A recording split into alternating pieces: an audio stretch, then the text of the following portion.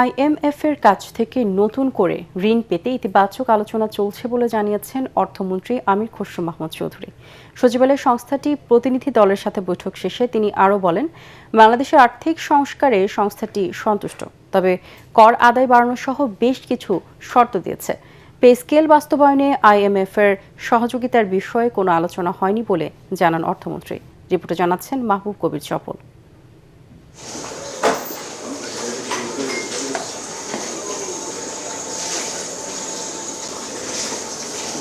নতুন প্যাকেজে ঋণ দেওয়ার বিষয়ে অর্থমন্ত্রীর সাথে বৈঠক করেন আইএমএফের বাংলাদেশের মিশন প্রধান ইভো ক্রুজ নারের নেতৃত্বে একটি প্রতিনিধি দল।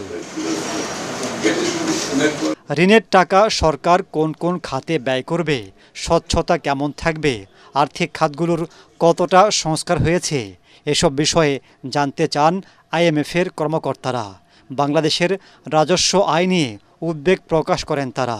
বিশ্বব্যাংকের মানদণ্ডে উন্নয়নশীল দেশে ট্যাক্স জিডিপি বা উপার্জিত মোট আয়ের শতকরা 15 টাকা কর আদায় থাকা উচিত, কিন্তু বাংলাদেশে আছে 6 থেকে 8 শতাংশের ঘরে, যা বাড়াতে বলেছে আইএমএফ। আইএমএফের দুটো গুরুত্বপূর্ণ কথা বলেছে, একটা হচ্ছে সিকোয়েন্সিং।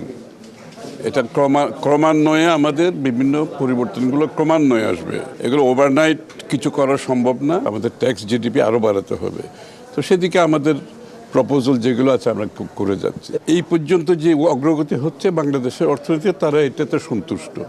সেটা আর্থিক খাতে যে সমস্যাগুলো আছে, শেয়ার বাজার, ক্যাপিটাল মার্কেটে যে বিষয়গুলো আছে। অর্থমন্ত্রী জানান, ঋণ পাওয়ার বিষয়ে আগামী অক্টোবরে বড় অগ্রগতি জানা যাবে। এটা তো আর টাইম ফ্রেম কিছু নেই, ওরা আসবে। আবার আমরা অক্টোবরে ওয়ার্ল্ড ব্যাংকের যেটা আছে ওখানে আলোচনা হবে। ওদের ভাইস প্রেসিডেন্ট যিনি এটার সাথে জড়িত, উনি আসবেন, উনি বাংলাদেশেও আসবেন।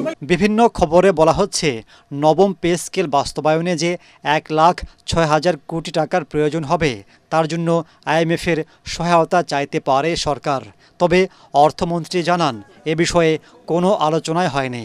এটা পে স্কেল, আর এটা আমি তো আশ্চর্য কথা, আমি তো বলতেছি আজকে আলোচনাটা হয়েছে শুধুমাত্র কোন ভিত্তির উপর আমাদের প্রোগ্রামটা হবে। আমরা তো কোনো ডিটেলস আলোচনা যাই নাই, সুতরাং আমি তো I cannot comment on that. Pay স্কেলের গেজেট কবে প্রকাশ করা হবে, সাংবাদিকদের এমন প্রশ্ন এড়িয়ে যান অর্থমন্ত্রী। মাহবুব কবির চপল, এটিএন বাংলা, ঢাকা।